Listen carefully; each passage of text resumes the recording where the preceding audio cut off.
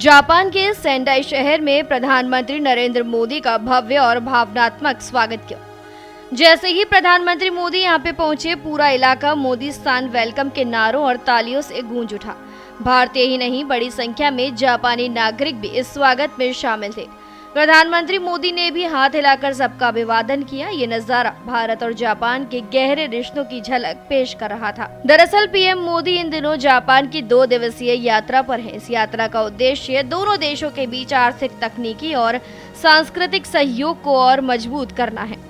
Sendai पहुंचने के बाद प्रधानमंत्री नरेंद्र मोदी ने जापान के प्रधानमंत्री शिगेरू इशिबा से मुलाकात की। दोनों नेताओं ने बुलेट ट्रेन से सफर किया और यात्रा के दौरान कई अहम मुद्दों पर चर्चा की। यात्रा के बीच में मोदी ने वहां पर प्रशिक्षण ले रहे भारतीय ट्रेन ड्राइवरों से भी मुलाकात की और उनका हौसला बढ़ाया।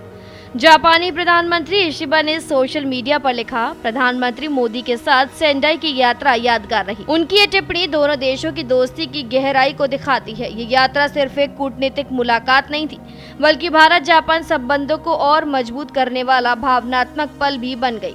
जिस गर्मजोशी से जापानी नागरिकों ने पीएम मोदी का स्वागत किया, उसने इस रिश्ते की अहमियत को और गहरा कर दिया।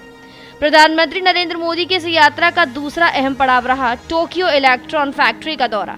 ये फैक्ट्री दुनिया की अग्रणी सेमीकंडक्टर उत्पादन उपकरण बनाने वाली कंपनियों में से एक है। दौरे के दौरान पीएम मोदी ने फैक्ट्री में इस्तेमाल हो रही आधुनिक तकनीक और सेमीकंडक्टर निर्माण की प्रक्रिया को करीब से देखा। उन्होंने जापानी इंजीनियरों से बातचीत की और समझा कि कैसे ये फैक्ट्री उच्च गुणवत्ता वाले उपकरण और चिप्स दुनिया को उपलब्ध करा रही है। आज की टेक्नोलॉजी आधारित दुनिया में सेमीकंडक्टर की अहमियत बेहद बड़ी है। स्मार्टफोन, कंप्यूटर, इलेक्ट्रिक वाहन और रक्षा उपकरण, हर जगह इसकी जरूरत है।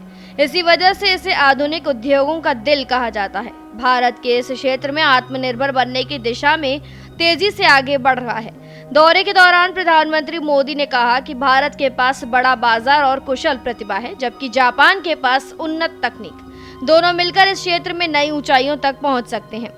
विशेषज्ञ मानते हैं कि टोक्यो इलेक्ट्रॉन फैक्ट्री का ये दौरा भारत जापान के बीच सेमीकंडक्टर सहयोग को नई दिशा देगा। ये साझेदारी भारत के मेक इन इंडिया और मजबूत डिजिटल इंडिया अभियानों को भी मजबूती प्रदान करेगी। इस यात्रा से ये साफ है कि प्रधानमंत्री मोदी का जापान दौरा केवल औपचारिक बैठकों तक सीमित नहीं है। ये यात्रा दोस्ती, तकनीक और प्रगति का संगम है। सेंडाई में मिला गर्मजोशी भरा स्वागत और टोक्यो इलेक्ट्रॉन का दौरा, दोनों ही इस रिश्ते को नई ऊंचाइयों तक ले जाने वाले हैं। प्रधानमंत्री मोदी का ये दौरा भारत जापान संबंधों के लिए एक नए अध्याय की शुरुआत के रूप में याद किया जाएगा। फिलहाल जानकारी में इतना ही। ऐसी ही तमाम खबरों के लिए जरूर सब्सक्राइब करें भारत एक्सप्रेस।